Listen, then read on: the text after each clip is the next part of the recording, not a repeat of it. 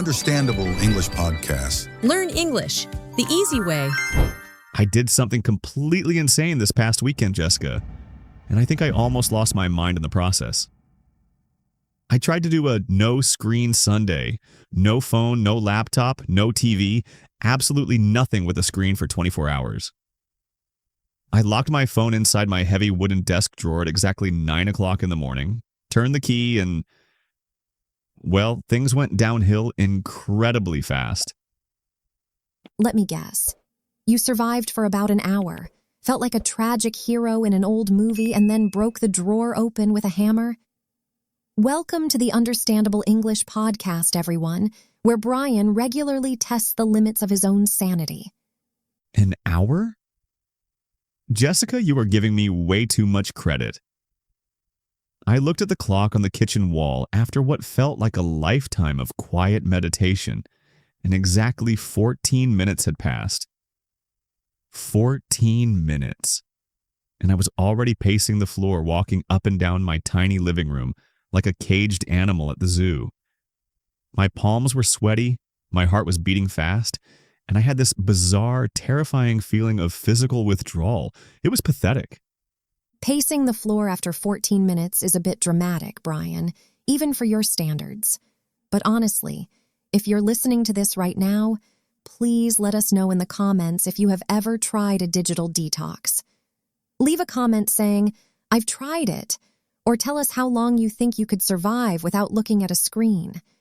It really helps our channel grow and gives Bryan some comfort knowing he isn't the only one completely trapped by technology. Yes, please leave a comment, because right now I feel like an absolute addict. The worst part was the phantom vibrations. I would be standing near the window trying to look at the trees like a peaceful person, and suddenly I would feel this distinct, sharp buzzing sensation against my right thigh. My hand would instantly jump to my pocket before I remembered my phone was locked away in a drawer 3 rooms away. It happened like 10 times. My thigh was literally hallucinating notifications. It's called phantom pocket vibration syndrome, actually, and it is a very real thing.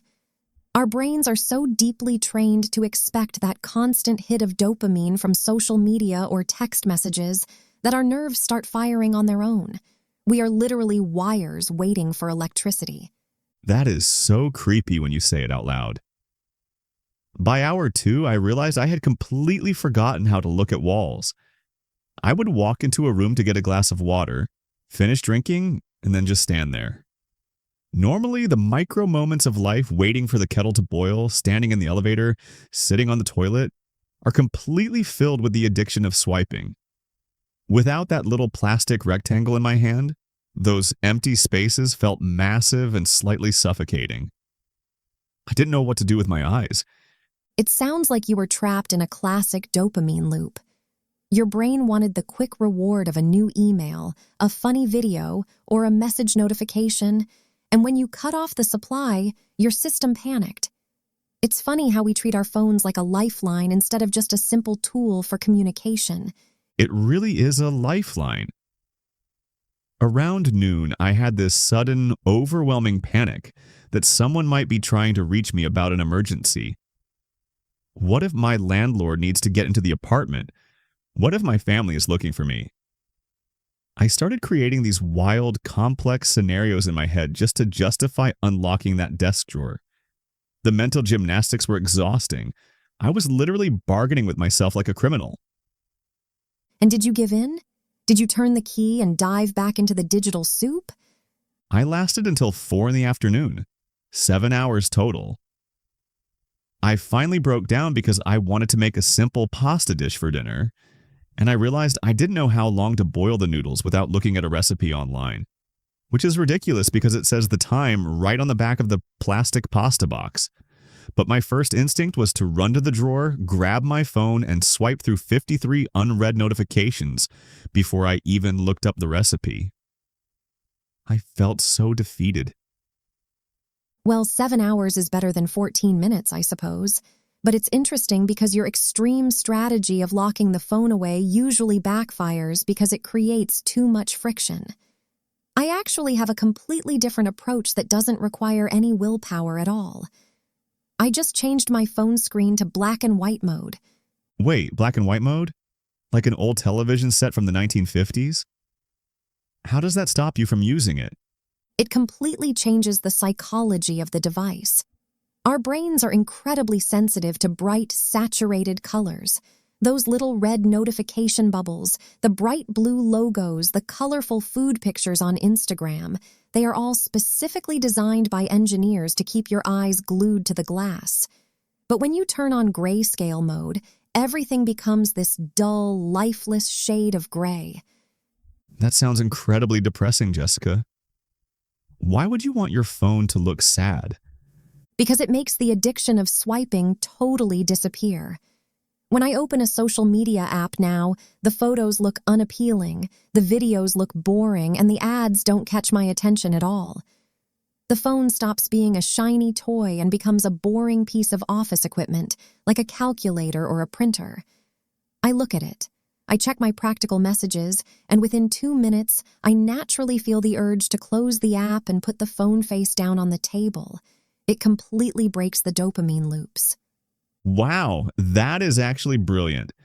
So instead of fighting the temptation with willpower, you just make the temptation really ugly and boring. Exactly. I've been doing it for 3 months now, and my daily screen time dropped from 4 hours to under 45 minutes. I use my phone purely as a tool now, not a lifeline. I don't feel those phantom vibrations anymore because my brain doesn't associate the phone with an exciting reward. It's just a gray screen that tells me where to turn on the map or when my package is arriving. See, that is a superpower. My brain completely overcompensates. The moment I open my phone, I get sucked into this vortex of endless scrolling. I'll open the phone to check the weather, and 40 minutes later, I'm watching a video about how to build a log cabin in Alaska, wondering how I got there. It makes me feel like I have no control over my own mind. Don't be too hard on yourself, Bryan. These apps are built by teams of scientists whose only job is to capture your attention. It's not a fair fight between your willpower and a billion-dollar algorithm. But when you alter the environment, like making the screen gray, you give yourself a fighting chance. I think I need to try your trick because my no-screen Sunday experiment just left me feeling stressed and disconnected from reality. It made me realize how much responsibility we have to manage our habits as we grow up. When we were kids, we didn't have these devices in our pockets every second of the day. We knew how to look at walls, we knew how to stare out the window and let our minds wander. Now, the moment boredom appears, we kill it instantly with a swipe. That is a really profound point, Bryan. Constant availability and constant distraction mean we never actually sit with our own thoughts anymore. Boredom is actually very important for creativity and reflection.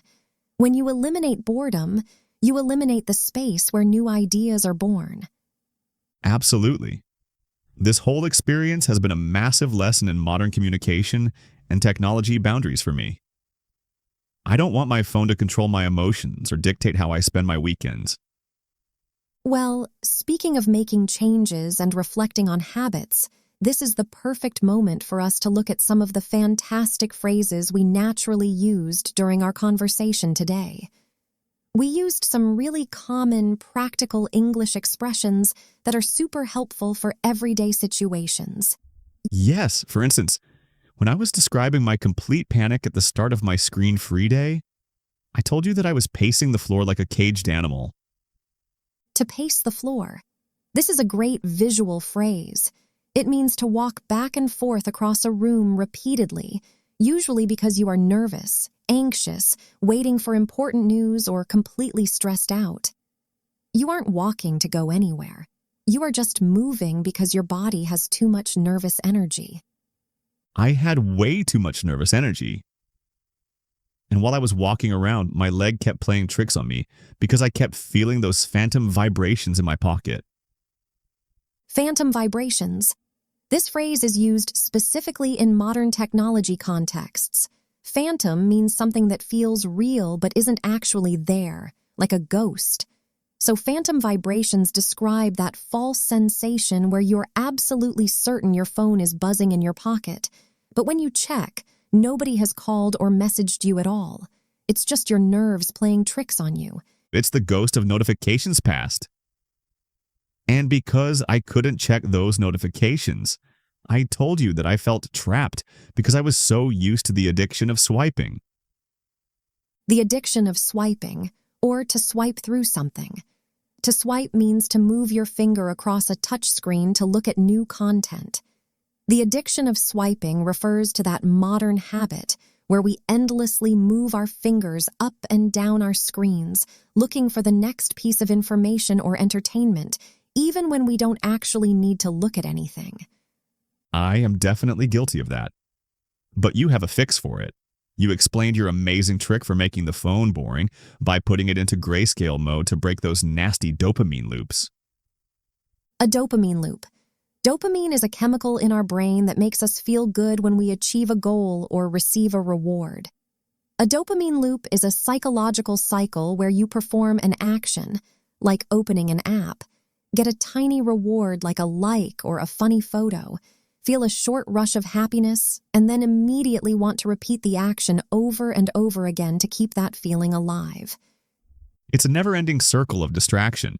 And because you broke that circle, you told me that you now treat your device purely as a tool, not a lifeline. A lifeline. Historically, a lifeline is a rope thrown to save someone who is drowning in water. In everyday conversation, we use lifeline to describe something that you depend on completely, something that you feel you absolutely cannot live without because it keeps you safe, connected, or functioning in your daily life.